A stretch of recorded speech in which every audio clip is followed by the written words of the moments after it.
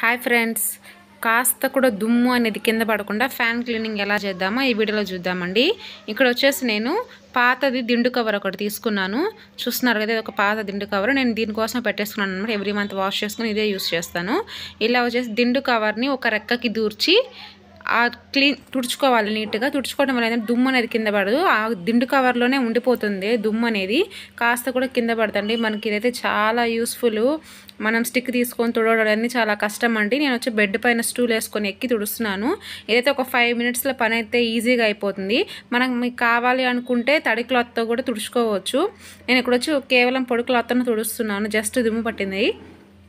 ఇలా 3 రెక్కలు అనేది క్లీన్ చేసేసుకున్నాను. చాలా సింపుల్గా అనిపించింది. అంతకుముందు చాలా అవస్థ పడేదాన్ని నేను కూడా ఫ్యాన్ తుడవాలి అంటే. ఇక్కడ వచ్చి ఇలా దిండు కవర్ టెక్నిక్ ఎప్పుడైతే యూస్ చేస్తున్నానో నాకు చాలా బాగా నచ్చింది. ఇప్పుడు క్లీన్ చేస్తుంటే గుర్తొచ్చింది అనమాట వీడియో చేయాలి అనేసి. మీకు కూడా యూస్ఫుల్ అవుతుంది. ఎవరైనా తెలియని వాళ్ళు తెలుసుకుంటారు.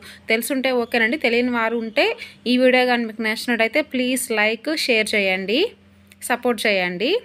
నెక్స్ట్ వచ్చేసి ఈ దిండు కవర్తోనే మొత్తం ఫ్యాన్ అనేది మోటార్ దగ్గర ఫ్యాన్ స్టిక్కి మొత్తం అనేది క్లీన్ చేసుకుంటున్నాను. చూసారు కదా ఎంత క్లీన్ అయిపోయిందో, ఎంత బాగా మెరుస్తుందో కదా.